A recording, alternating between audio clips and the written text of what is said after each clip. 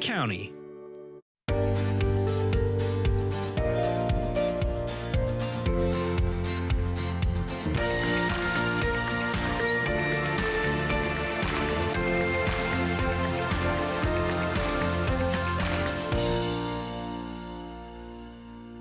Welcome to Grey County Life at Home. I'm one of your hosts with the adorable Charlie Brown and Miss Mary Jane Murray. Good morning, Mary Jane. How are you this week? Oh, good morning, Rhonda. So much better. We've had some great weather, although I woke up to snow in my backyard this morning. Yes, not so pleasant. I think there are a lot of people that are shivering this morning. Oh my goodness, it always feels so much colder when we've had that little bit of heat and then we go back to the cold. It's like, holy cow, it's nippy out there. I'm back to my flannel this morning and I felt like shorts, yesterday and the day before. Holy cow. Not so nice. Well, it is that time of year where it's going to fluctuate in terms of our temperature. But what we did on that beautiful warm day is we put out our bird feeders. And so we've been having quite a few chuckles over the antics of between the squirrels and the birds and what's going on. But we did have an uncommon sighting. It's not rare, but it is uncommon, of a purple finch. Yeah, a purple finch. And they're described as being dipped in raspberry juice. So it was lovely to see it, along with the goldfinch and the chickadees and the competition between the squirrels. And every year it's always a challenge as to where to place those bird feeders so the birds have it and not the squirrels. Yes, that's right. It is quite comical to watch, isn't it? Yes. I got to spend a little bit of time up at Ingalls Falls, which was absolutely glorious that day. It was beautiful. It's always, such a shock to see how forceful those falls are and how gorgeous it is. But it was a really nice day. You'll notice, everybody will notice that as Mary Jane pointed out, my background's a little different. I am shooting from a different location today because I'm actually going from Rogers to Whiteman's at my house. So, and I think the customer service has been amazing, but I kind of did a hiccup on my timing and thought, ooh, I need internet to do this. So yeah, we're at a different location today, but it's lots of fun to change it up a little bit, actually. Well, Rhonda, it's always great to see you because the only way I see you is Wednesday mornings for Grey County Life at Home. And we're still Zooming, and we'll Zoom probably to the end of June when our season ends. And who knows what happens in September. I've heard that they're talking about, more shutdowns and things in the fall. I mean, we don't know if that's going to happen or not, but we'll just take it as it comes. I kind of like doing it from home. It's kind of fun. It's definitely, it's laid back, which I do kind of appreciate quite a bit. But I did want to make a mention. We were talking about our updates. Did get to go do the bowling with the Bowling for Kids' Sake for the boys and girls of our community and Big Brothers, Big Sisters. Was a great event. I was really surprised. It was so full. The bowling alley has had a lot of changes since the last time I was there. So if you haven't been bowling, it is pretty amazing. It's it was a fun event. Gotta say, I bowled with our producer, with Mark Perry from Rogers, and yes, as I said to him, I will likely be stiff for a few days because bowling is not exactly the movement that I do very often, that swoop, but it was a lot of fun. It reminded me how much I enjoy bowling, which is nice. Well, it's great that people are starting to get out and about and people are being careful. We always are in our community. So some people are choosing to wear a mask and some people are choosing not to. And we're just being respectful of that. But once again, people with this nice weather, we want to get out and we want to socialize and we want to do new things. So the River District in Owen Sound is having some events coming up, and we will be talking to Vivica Gravel on a show later in the season. But right now, the Hardest Street sale is set for July the 9th. And what they're looking for now is vendors. So if you want to be a vendor for the Hottest Street sale, whoa. Say that 3 times fast, Mary Jane. Then get in touch with the River District, the Owen Sound River District.ca. And the other thing too is, like, the Rivers District is always putting on events. And the other one is the Mother's Day contest that's coming up. So for more details, check out the Owen Sound River District as well. And the library, you know, one of our favorite places. You and I both have strong connections with the Owen Sound and North Grey Union Public Library. They are having a scavenger hunt to find Baby Yoda. And I know last year for May 4th, you were the adult version of Yoda, but the library... Slightly short, but yeah. I love Baby Yoda. Oh my gosh, that is like the cutest character, I think, to come out of the Star Wars, you know, whole thing. It is just the cutest little creature. Yeah. So if folks are interested in finding out more information about the scavenger hunt for Baby Yoda, just contact the library. And they're always planning such fun events. Yes. I understand you've been to the Roxy for the newest show, Born Yesterday. I'm going on this Friday, which this show airs next week, but really looking forward to the show, taking a girlfriend with me, really, and looking forward to an evening out and back at the Roxy. Wow. It was great. It was great. And you and I interviewed Kevin Haxwell and JC Coots, and JC was a little nervous about his role as the romantic lead, and he was fabulous. Well, the whole show was fabulous.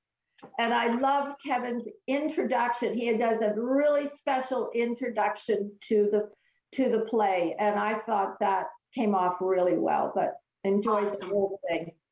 Well, I can't wait to get there, and I can't wait to get back after these messages for the rest of our show today. So just stay tuned to Grey County Life at Home.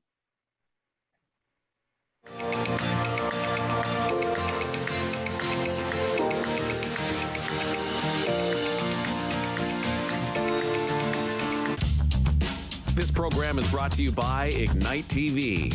Now you're in command. Visit Rogers.com for more details.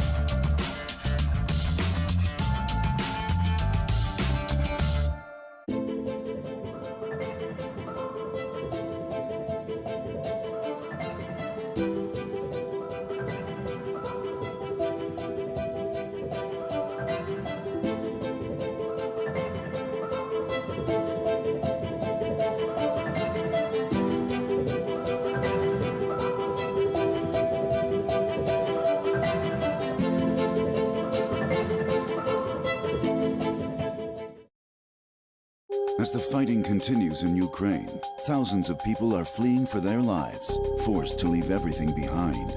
You can help them. Your donation to the Humanitarian Coalition will provide food, water, shelter, and medical care to the people of Ukraine who urgently need it. Call 1-855-461-2154 or donate online today at together.ca. That's together.ca. The Humanitarian Coalition. Together, saving more lives. Every year, dozens of Canadians are killed or seriously injured because they take risks around railway tracks. Talk to your loved ones about rail safety. Visit stoptracktragedies.ca.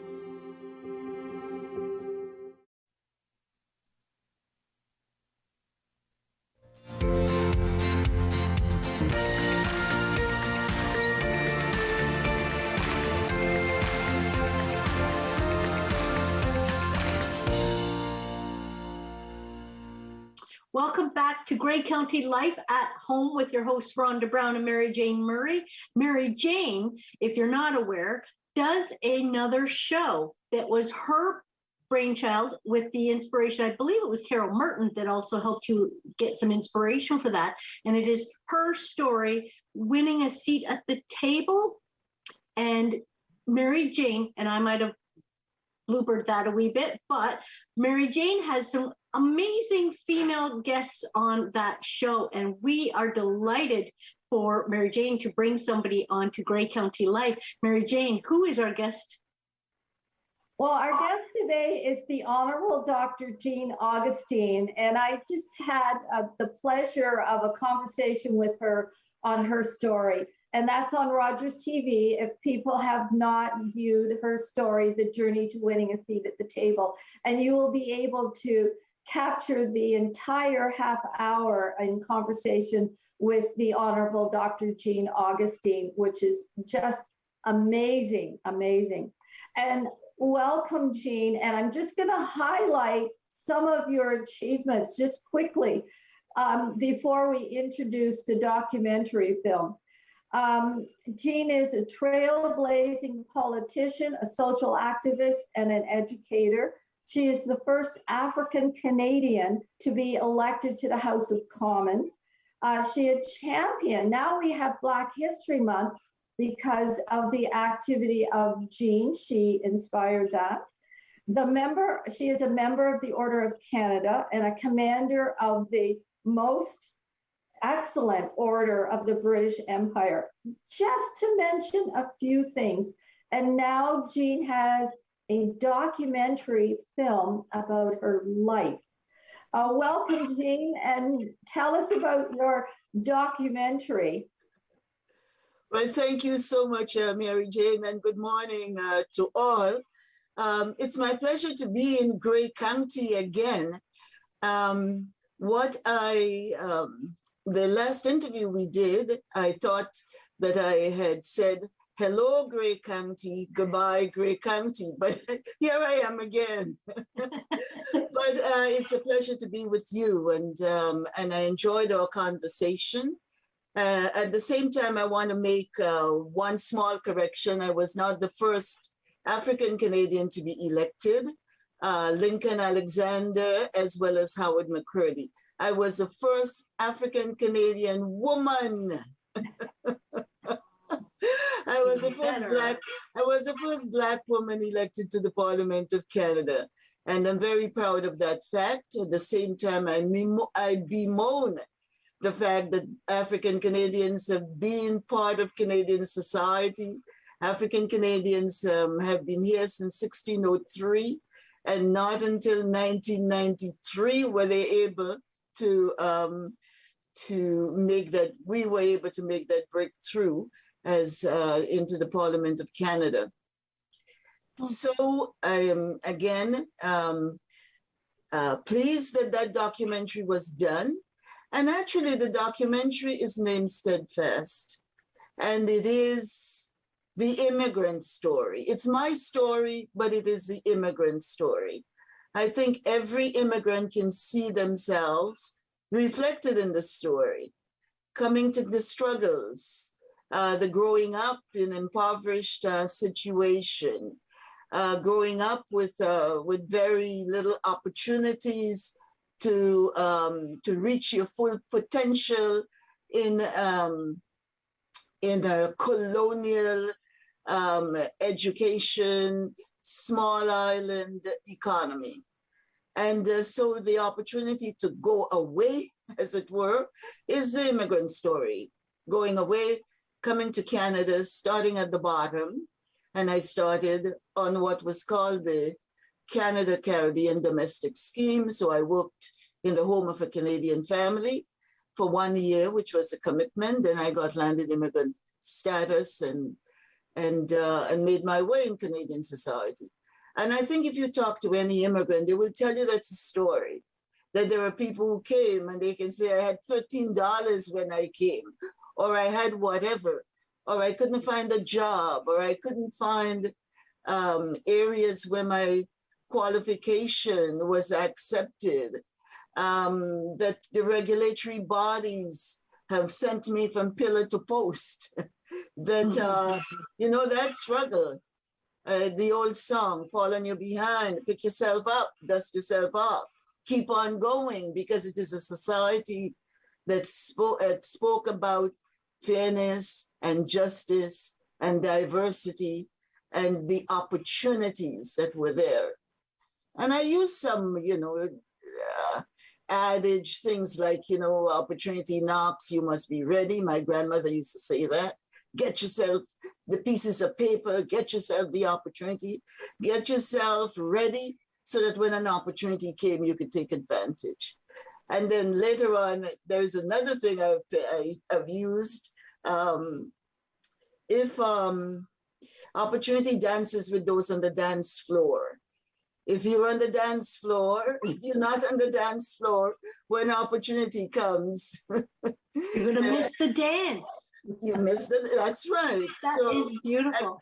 Again, it's all these things that I learned growing up in Happy Hill, St. George's, Grenada, where I learned to be resilient, where I learned respect for others, where I learned about community and sharing and all of those things. You know, we say here, that poem, everything I know I learned in kindergarten. Play fair, cross the street, hold hands, take a nap. All of those That's my favorite, yeah. All of those things that you learned way back when, I learned that then. So I came to Canada prepared, as it were, psychologically, prepared with my self-esteem intact, prepared in such a way that, as one of the American advocates said, you cannot let anybody put you down. You put yourself down. So despite the prejudice, the racism, the lack of opportunities that there were for Black people, for Black women, for Black, all of those intersections, I had to work through and overcome and get the nuance of the society in terms of how one moves forward and what is necessary to move oneself forward. And that story is told in the documentary. And as I say, every person I expect who would be sitting and watching the documentary would see their story, if not their own individual present day story, but the story of somebody in their generation, their parents before them, etc.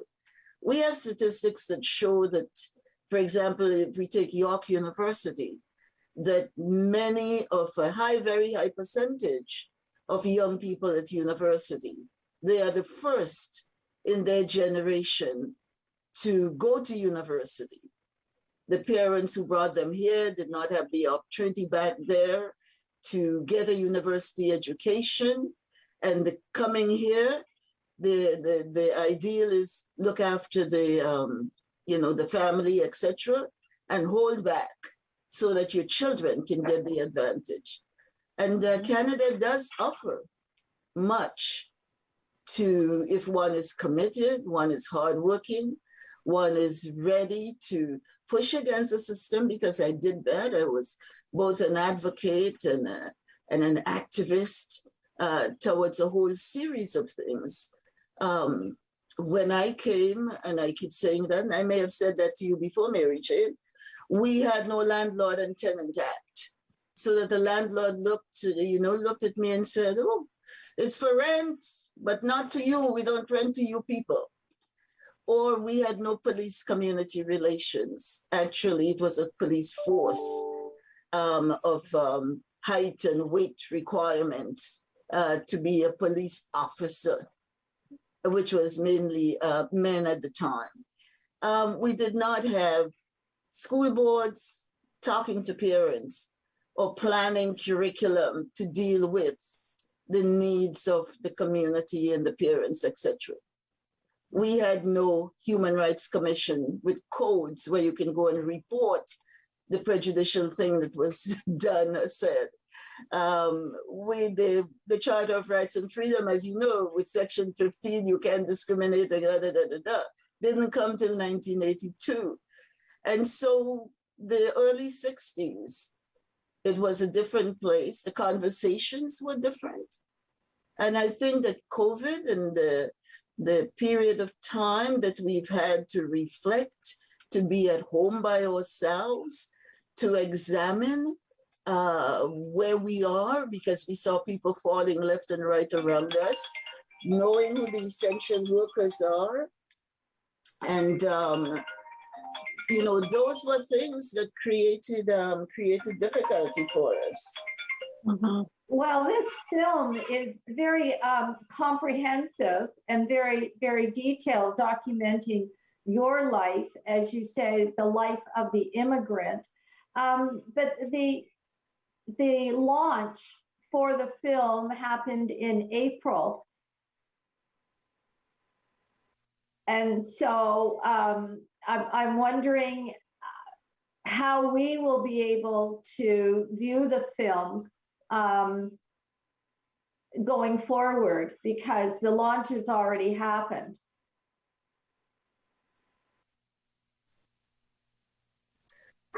Talk about double. What do you call it? Double booked.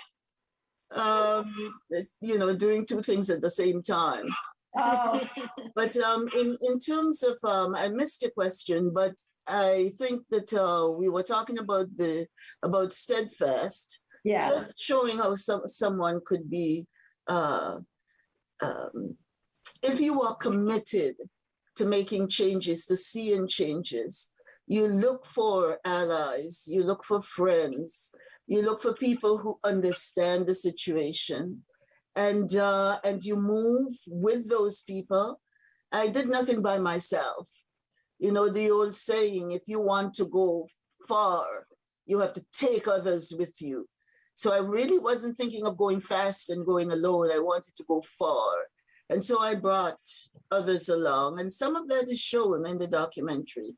Those who came along, those who were part of the advocacy, and the work that was so important to do to move the agenda forward. But I may have missed a question.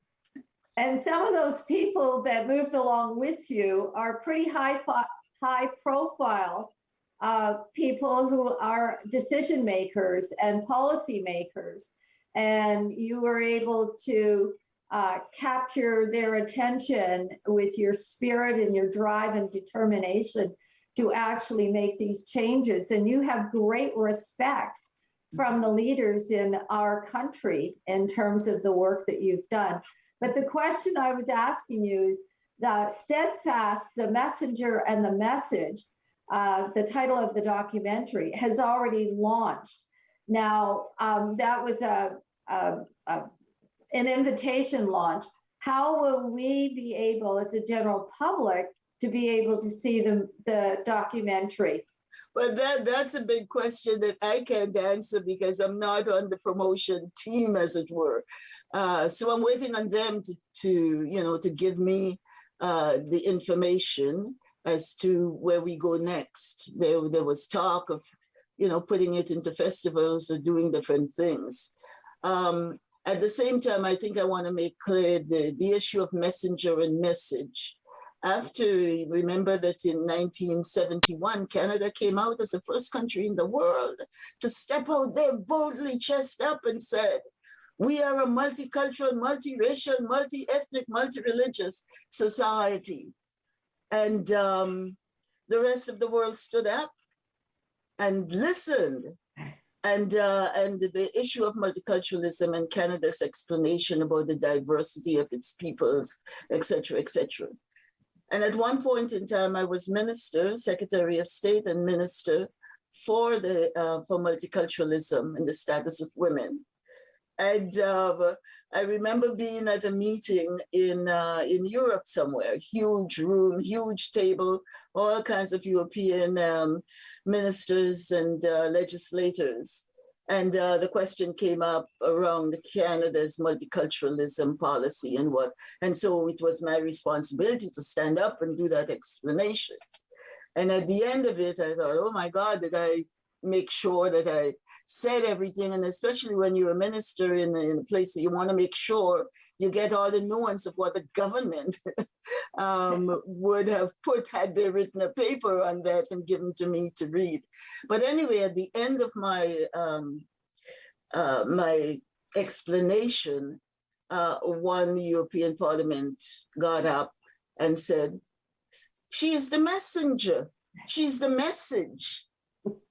So they were able to see that I was talking about diversity and the nature of Canadians, and at the same time, I was, not only was I the messenger, but they can see that who Canada is and what Canada is about in my presence as a woman of color, as an immigrant woman to Canadian society.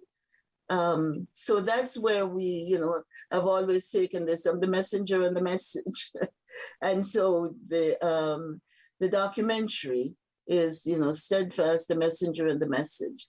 And as I say, it is the immigrant story. And I'd like to underline that more than my story and, my degrees or my awards or my accolades. I'd like to think that everyone watching this would see that story, and we can encourage our young people, to be steadfast. We can encourage our young people to persevere. We can have everyone understand. And as I said, the pandemic gave us the opportunity with George Floyd's killing and the Black Lives Matter. And the fact that we had to navel gaze and look at ourselves. Who are the essential workers in our midst? How was all of this affected, on and on and on. And as we do this, we recognize that we have to do more than just make this a conversation. And this is why diversity and inclusion are now kind of modus operandi of most corporate and other institutions and bodies. How do we bring people into the circle? How do we take them from the margins? How do we include?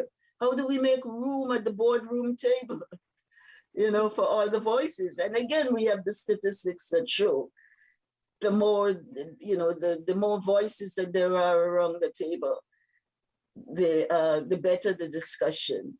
The indigenous peoples and all their concerns, how we bring all of that together. And if we are one people, focus on our diversity, focus on fairness and equality and equity and all of those things. And I see that documentary as amplifying some of those messages in some way. Oh, Dr. Augustine, we truly appreciate you coming on Grey County Life to share some of your story, your history, and Leonard Thompson, 13 years old, diabetes mellitus, 65 pounds. Starve the child to let them live? The treatment's as cruel as the disease. It's a death sentence. Dr. Banting. This could be it. He's the first to receive this trial. But will it save him? It's not pure enough. So we try again. And again. And again.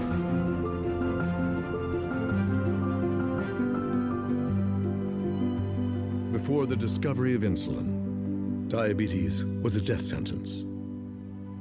Banting, Best, Collop, and MacLeod's breakthrough has saved millions of lives.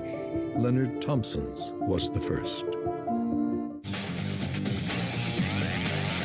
Hi, I'm Colby Barlow. I'm a right winger with the Owen Sound Attack.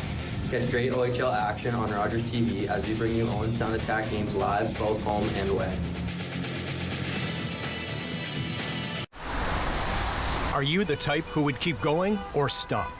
It's not easy to stop when you have an addiction. Legalizing cannabis won't stop addiction. It trivializes its consumption. Let's be vigilant.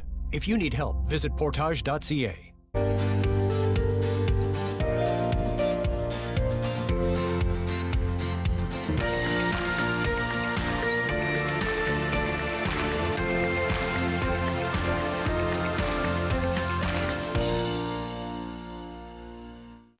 back to Grey County Life at Home. I'm one of your hosts, Rhonda Brown, and we have the lovely Mary Jane Murray, who is my inspiration, as everybody knows. But I have to say, Mary Jane, this guest, I am quite happy. It is all about travel, and that is something that I really, really like to do. I love to plan trips. I like to look forward to them. I like to think about where I've been and that sort of thing. So I just thought, during these very strange times, and this, it seems like we're opening up, but how open are we, and what are the possibilities, and how has the pandemic affected a local company who deals with travel? So we have Ann Otterbein of Fettes Travel Plus.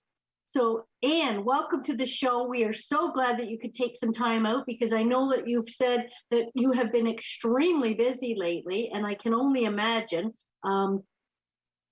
Can you tell us, what has the pandemic done to your personal company, your business? Hi, yes, thank you, Rhonda, for inviting me to be part of your show today. It's a privilege and an honor. It has been, it's been a challenge, and I'm sure you can imagine. I don't really need to explain that at all. It's been a tough 2 years for sure, but I'm still here, which that is wonderful. I mean, it was. I mean, I remember that day well, and I will always remember that Friday the 13th, 2020 is when the hammer came down and everything was thrown into a mess. And I remember that day very well. And it was tough. It was a really tough time. We were in a situation where we had clients in destination panicking about how to get back home. So I was involved in getting people back home from their destinations. And then, of course, people being devastated that their trips had to get canceled altogether, and then dealing with that. So it's been tough for sure. I had to, unfortunately, lay off my staff at that time. And thankfully, I was able to tap into government funding. So I did make use of that, the rent subsidies and the wage subsidies, the small business grants and loans. For sure, I had to use. If I didn't have those sources, I would not be here today. But I am here today, back full force again. Things have turned right around. It's a completely different picture today than it was a year ago as far as busyness of travelers going. People are feeling confident about going again. Yeah, and they are. Yes. Well, and it's funny when you mention that, I didn't even think about that, the fact that people would have been stranded at the beginning of the pandemic, and boy, that would have been extremely terrifying and disturbing and upsetting. And I think that's one of the huge pluses to dealing with an agent to plan your trips, because you've got that person that you can rely on for information and some assistance. I mean, it's, lots of people are going online and just booking stuff, but you're really leaving a lot up to chance when you do that. I think it's awfully nice to have you there as a safety net. Thank you. Yes, and it is tough. Like in those situations, it was really tough to get through to suppliers to make changes and things like that. And so that's what we are here for, to do that on your behalf and to navigate the crazy situation that we're in, and to reinform, because some people get wrong information. They get hearsay information. I heard this, I heard that, I heard this, and it's not right at all. And so we can correct them on that misinformation that gets going out there. Yes. Well, so especially today, I mean, you read different things all the time, and things are constantly changing, and there's a potential for change while you're away, and all of those issues that come up, which, it can be, really tricky to navigate. I know I was lucky enough to do a bit of traveling this spring, and it felt fantastic to go, but really didn't know what to expect along the way. So it was, it can be very nerve-wracking. What what are some of the current restrictions or mandates and requirements that people are facing right now as you're booking people traveling? Yes, so right now things are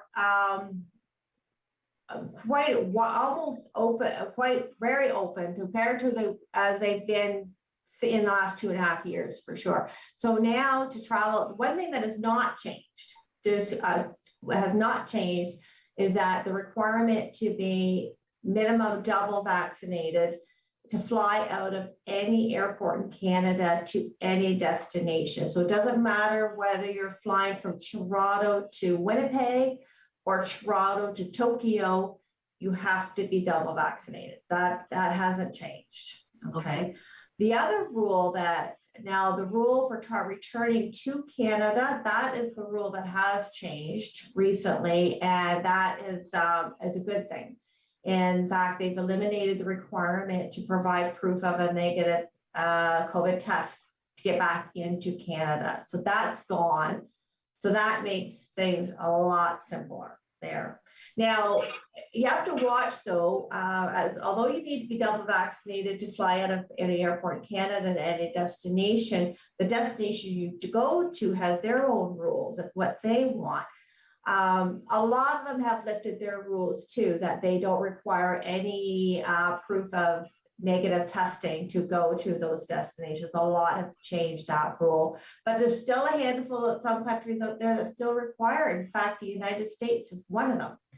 That if you want to fly into the United States, you still have to provide proof of a negative antigen test taken no more than 1 day before your trip into the United States. So that has not changed. Wow. So people need to be careful with that. You can drive across the border without it, but you cannot fly into the United States without providing that test result. And that's interesting that you mentioned that, Anne, because my son is a research scientist and his lab is in Los Angeles. And because he couldn't get an observer to see the results of his test, he couldn't fly to Los Angeles. Right. And it has to be done by a medical professional, that test. It can't just be the home kit that you do at home, right? We've all got those little home kits. That's not adequate because you can't prove that that's your test and not your friend's test. Yeah. Right. You have to have it done by a medical professional. Mm-hmm. Yeah. And the prices of things, like I know Cuba, it was like $40. Mexico, they charged more like $140. That's correct. And so during that time, the Canadian government required that you had proof of a negative PCR test. And that's the expensive one. And that's the one that's very invasive, right? Yes. So that is much more expensive than the antigen. Then the Canadian government changed to the antigen test, which is equivalent to the rapid test, which was a lot less expensive. And generally, travelers were getting charged $30 or $40 for that test to come back into Canada. But yeah, Cuba was only charging $30 for that PCR test, but that was unusual. Most countries were anywhere from $80 US to $300 US to get that test done, depending on the country you're visiting. But anyways, that's, like I said, that's easing up, which is a good thing. And people feel confident about traveling. They are traveling, which means demand is up, prices are up, availability is limited. So it's a busy time. Yeah, I would think now. And when you come back into Canada, are they doing the random tests anymore at the airport? Yes, you can, and it's just random. If you draw the unlucky number, they're going to pull you aside and have you do the test. Okay, yeah. Or take the test. They have the test where you take it home with you and you do it at home and then submit your results that way. Yeah, but that's just random. Not everybody. Yeah. Okay. Yes. What would you say are the best value vacations right now? Like I believe prices are going up as demand goes up globally. So where are you seeing any deals out there at this point, or is it the opposite? Would there be gouging at this time because people are so desperate to get away after being locked up for so long? Prices are up, particularly the South. The prices are high. I think they are. The prices are high if you're going south. If somebody's looking for an all-inclusive resort in the south still, prices are up because the demand is up, space is limited, so the price is up. So you need to be prepared to pay for that. And we're really seeing an uptick already. The amount of bookings that we have already for Christmas on file now, people are planning now. So that just gives you an indication that prices are going to be high this coming winter season because the demand is high, and that's going to jack the prices up. But as far as right now in the next little while, honestly, traveling within Canada is your best bang for your buck. It really is. Right now, the demand to stay right here in Canada over the next 6 months is a great idea. Newfoundland is the hot destination this year. Lots and lots of people traveling to Newfoundland, me included. I'm going first 2 weeks in July. Oh, wow. So excited about that. But yeah, that's a popular destination for sure. And then, we've got some bargain or say low-cost airline carriers on the market now here in Canada. So that's bringing the price down a little bit to stay right here within our own country. Yeah. So, and you've probably heard of Swoop Airlines. That's one. In fact, I'm flying Swoop Airlines this next week. I'm going to Prince Edward Island, and I'll be flying Swoop. I'm going to give them a try into Hamilton Airport, which I think is going to be a nice, easy airport to maneuver. So looking forward to that. Yeah. So just a question, because Mary Jane and I were talking about that. Some people are saying that there might be more lockdowns in the fall. If people are booking their trips for Christmas and such now, are there changes to the insurance that you can get? Like, I know I have a credit card, a travel credit card, and it's supposed to cover my travel and cancellation and all of that stuff. Do we need to worry about extra insurance these days, and are we covered? So for example, like you mentioned, for people that are planning ahead for next winter for South vacation packages, all the major tour operators, such as Air Canada Vacations, WestJet Vacations, Transat Holidays, Sunwing Vacations, they all offer some form of cancellation waiver plan. And it's very reasonable, and I strongly recommend that you make sure you add that onto your vacation package when you're at the time of booking. Usually it's about, it's interesting how they're putting the price up on that a little bit, which is not surprising. Generally, it's about $149 per person to add that onto your vacation package. And what that does, depending on the supplier you're going with, gives you the privilege to cancel for any reason, okay? Any reason up until certain amount of days before departure, and either A, get a full refund, which is the way Transat Holidays is. They're the best policy out there. $149, you can cancel up till 24 hours before departure for any reason whatsoever, get all your money back. Other ones will do a similar idea, but they give you credit for future travel, but it's still something better than nothing, okay? Because keep in mind with cancellation insurance, the traditional cancellation insurance, like what you have on your credit cards and things like that.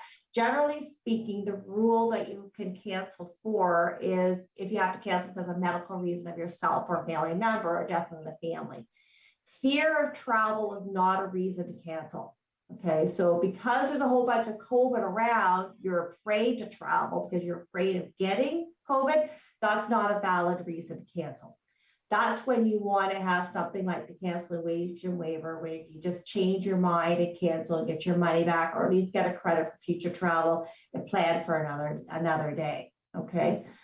All right. So the rules are now, so with the cancellation insurance is if the flight's going and you just change your mind about going, you can't claim for that reason. Okay. But if the airline cancels because, let's say, government regulations dictate that they have to cancel the flight or cancel the trip, then they have to give you your money back. Okay. Because it's out of your hands. Yes, they have to give your money back. But yeah, so you got to be real careful about what kind of cancellation coverage you do have. Okay.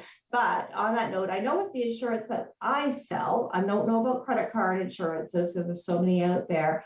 the one that we sell. If you get COVID yourself shortly before departure, that's a medical reason to cancel, and you can cancel for that reason and get your money back. As long as you've been double vaccinated and you can prove that you've tested positive, that's a valid reason to cancel. Yeah, and to make a claim. Okay, oh, that's good to know too. Is there a problem with people who choose not to be vaccinated at all? Yes. Yeah. You can't. Yes, it is a problem. You can't fly anywhere. You can't fly anywhere if you have not been vaccinated. So that is an issue. I've been running into some customers have come to me wanting to travel, and they're not vaccinated, and they just can't go anywhere. They can only drive. Their only option is to drive. The other option they do have, they could possibly drive into the United States and fly out of an American airport. They could do that without being vaccinated.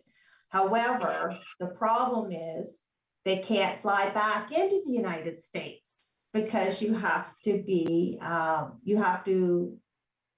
require that you provide proof of vaccination to fly back into the United States if you're not a Canadian or not an American citizen. So that's complicated. It's not easy. Yeah. Yeah. That's a barrier. Would you be able to fly into Canada from where you are? Yes, you can. So I've done that for clients who have not been vaccinated, where they drive into the United States, fly to another country or another destination that doesn't require it, and then fly back to Canada, because you can fly back into Canada without being vaccinated. But you have to provide proof of the negative test, and then you have to have a quarantine plan when you get back into Canada. So I mean, it really does not make any sense whatsoever. It's like they're picking and choosing the rules that they're going to follow and the restrictions that they're given. It just boggles the brain, doesn't it? It is. It's complicated, but that's what I'm here for, to sort that out. I have a program that I use all the time, every day, which gives me all the rules and regulations to travel into every country in the world. In everything, and so I rely on that heavily, for sure. I have lots of people calling me asking about those rules, and I'm able to provide them with that information. Well, it certainly does make a lot of sense to call you before you try to book anything or go anywhere. So we really appreciate you coming on today, Anne, to give us some heads up and let us know just how many rules and things that are out there that you need to be aware of. And calling a professional is probably the best way to go. For sure. And they're always changing, but that's our job. Yeah. Well, thanks so much. And maybe we'll have to get Anne back again to talk. Hi, I'm Callie Ewens, defenseman with Owen Sound Attack. Go behind the scenes with your favorite team on Attack Craft every Tuesday on Rogers TV. You know why. Operation Smile, alongside our medical volunteers, provides safe cleft surgery to children free of charge, thanks to generous donors like you. That was until we fell into a pandemic. If you only knew what I'm going. By December, tens of thousands more children will be waiting for surgery. Please help us keep our promise and deliver smiles to children in need when surgeries resume.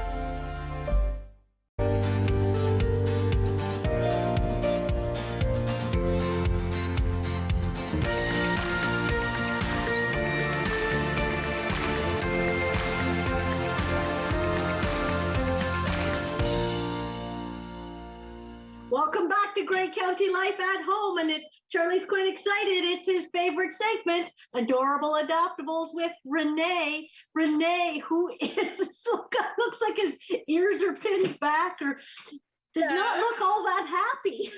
No, I mean, I swear she's lovely. I think she's just a little camera shy. This is my friend Susie, and she's going to be hard to see because she's black, and black blends in with everything here.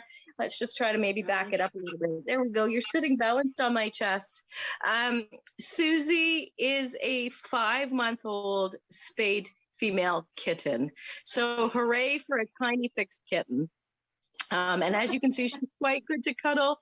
Not loving being on TV probably, but I mean, she's cuddling in with me, which is really what's most important because nobody else ever needs her to be okay on TV.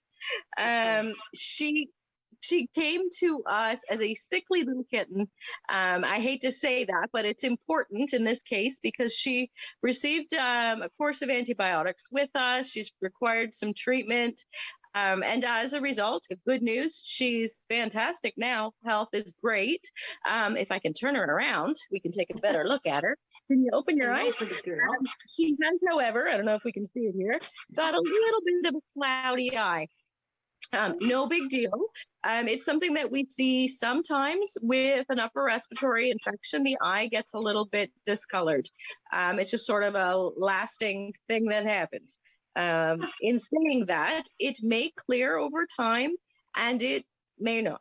Her vision is fine, perhaps a little bit limited. She doesn't know that. She doesn't know that there's anything different about the way she sees the world. So good news, she functions just like a regular cat. But it's important that I mention it because it's the reason she's here today. 2 reasons. 1, to let everybody know that, yay, thank goodness we're a no-kill shelter, right? Because we treated Susie's upper respiratory and we had her all fixed up and she's ready to go home. And so we remind people that we do that so that A, they can help, but also if they need us, it's okay to call. So yay and yay. And a reminder that sometimes we have extra special pets that require special homes. Now, in Susie's case, she's going to be just fine. She's going to operate just like everybody else. She's going to run and play and jump and do cat things. So you don't get an easy cat this way. You don't get a bonus. But she's been very well handled. And as you can see, she's quite content to sit here. In fact, she's now starting to fall asleep. Aren't you? Yeah, she's almost asleep. So if you are looking for a lap cat, this would be a very good option. And if you're someone who's looking for a kitten but maybe can't afford the expenses, she's a good option for that too because all of her vetting has been done. She was very recently at the vet to get her spay and she was given that clear, all okay, clear bill of health, which is fantastic. And we're really happy to say that we did that for her, right? Sound asleep. She's now starting to snore. Apparently, Susie. Susie was not apparently stressed out about being on TV. She wanted a nap. So there you go. Is that a typical thing, or is it just is it strictly cats that if they go on a course of antibiotics they get the fuzzy eye, or is that all? I've never heard of that before. Yeah, sure. It's not from the antibiotics that have caused that. It's from the virus itself. The part of the virus that she had, I mean, we don't know exactly which part she had, results in a bit of irritation and conjunctivitis in the eye. What happens then is their eye seals shut. We've seen that, unfortunately, in pictures and photos. You guys, the rest of the world sees it sometimes in barns and whatever. And as a result of the eye being stuck shut, they rub at it and they scratch at it. And they cause the eye ulcerations or hernia scratches. In her case, it's a slight ulceration, and it is improved since she came to us. So the good news is it may just go, I'm going to move my leg, it's falling asleep. It may just go away on its own, which is what we're hoping. Yeah. And regardless, she doesn't know. She came to us at about 12 weeks of age, and that eye was already pretty stuck shut, unfortunately. The thought is that she probably had it that way for quite some time, so really doesn't know life with 2 regular eyes. I mean, I hate to put it that way, but they're a little different, which is okay. So her name became Susie because she was black and she had a glass eye. So she is, in theory, a black-eyed Susan. And that's how that happened. So now you know. you could certainly change it. But if you're maybe a flower fan, or if you find that funny like we do, you might want to keep it.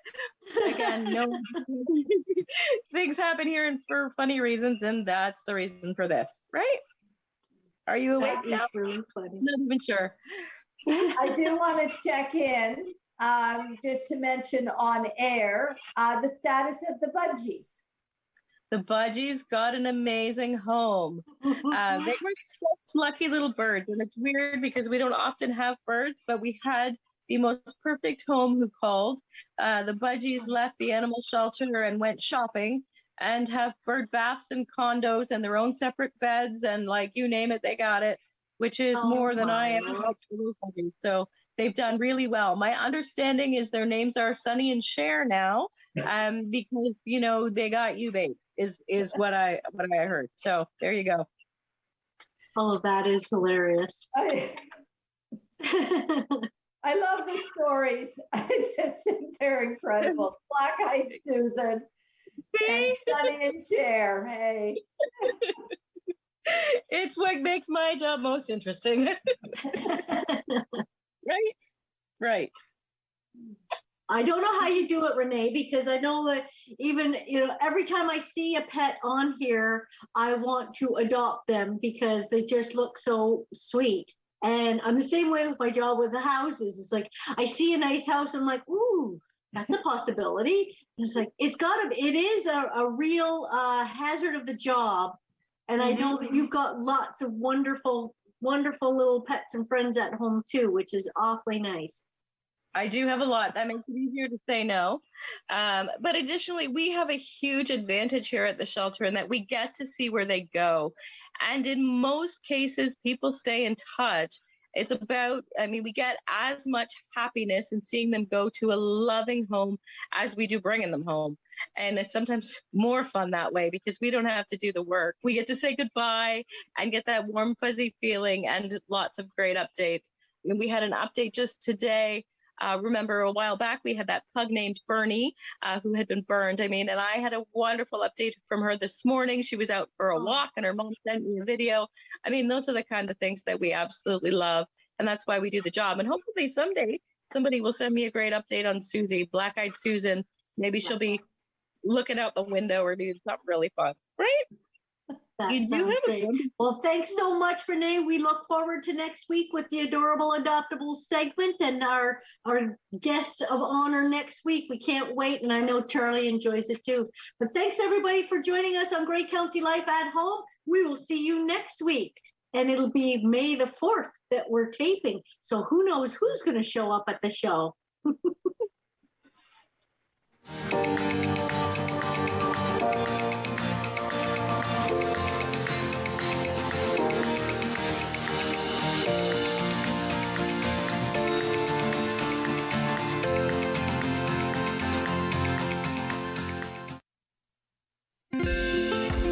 Call the Rogers TV viewer response line, email us, or connect with us on social media.